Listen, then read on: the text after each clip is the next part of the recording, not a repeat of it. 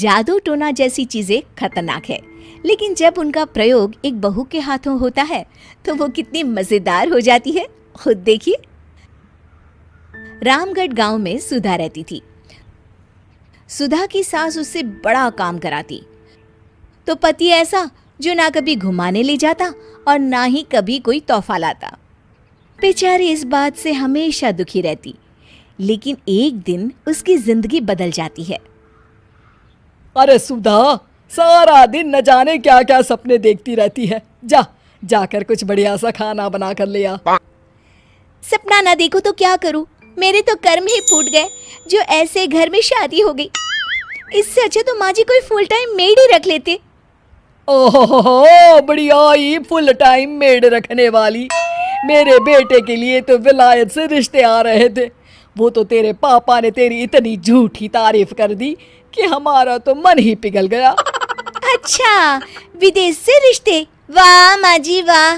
अरे भगवान से तो डरिए, विलायती बहू लाकर क्या गाय का गोबर लिपवाती। बहू बहू होती है, ना वो देशी होती है ना विलायती। बहू का काम सिर्फ सास की सेवा और घर का काम होता है। और सुन, तुझे मैं क्यों बताऊं कि मैं क्या करती? जाकर घर का काम कर। सुधा मन महसूस कर वहां से चली जाती है। शाम को सुधा का पति जल्दी घर आता है, जिसे देख सुधा खुश हो जाती है। जी आ गए आप?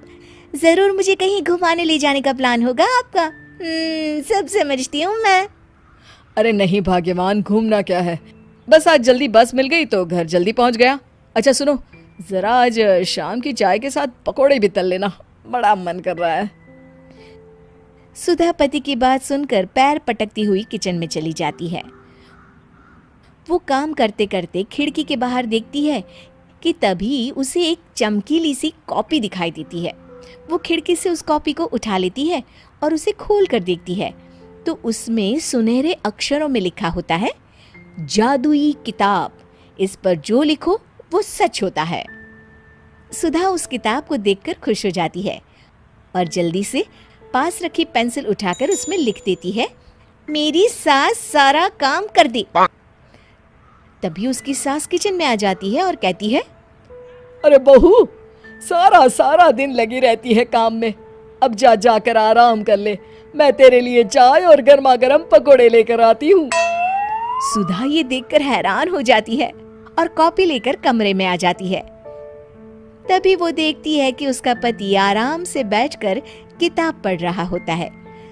सुधा झट से कॉपी निकालकर उसमें लिखती है, मेरा पति मुझे घुमाने ले जाए।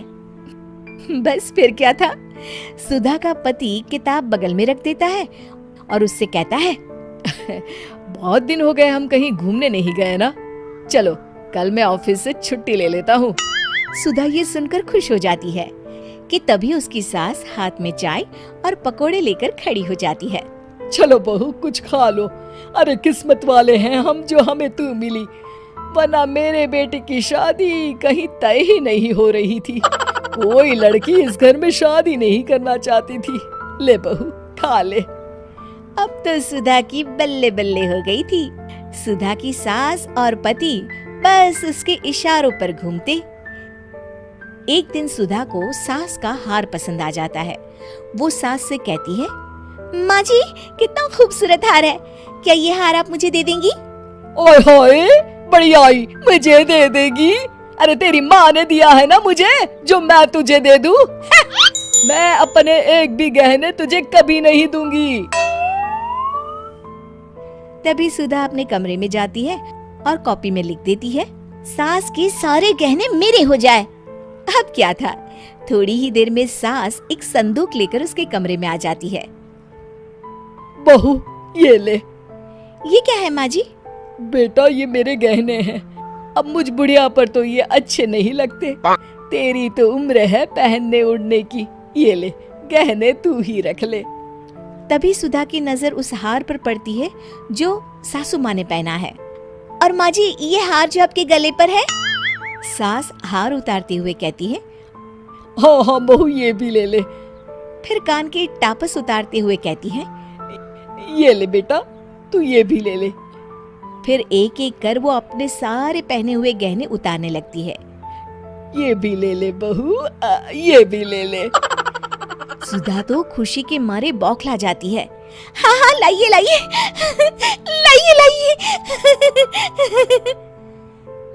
तभी सुधा का पति उसके पीछे आकर खड़ा हो जाता है और जोर से चिल्लाता है, अरे सुधा, क्या हुआ? क्या लाइए लाइए कर रही हो? अरे जरा कढ़ाई में तो देख लो, सारे के सारे पकोड़े जल गए। तभी सुधा की सास भी उसके सामने आ जाती है। इस लड़की से तो एक काम ठीक से नहीं होता, दिन भर सपने ही देखती रहती है। तभी सुधा को होश आता है। वो खिड़की के बाहर देखती है जहां उसे कुछ दिखाई नहीं देता। दरअसल जादुई वादुई कुछ नहीं था, वो सिर्फ एक काल्पनिक सपना था जो सुधा अपनी जिंदगी से तंग आकर देख रही थी।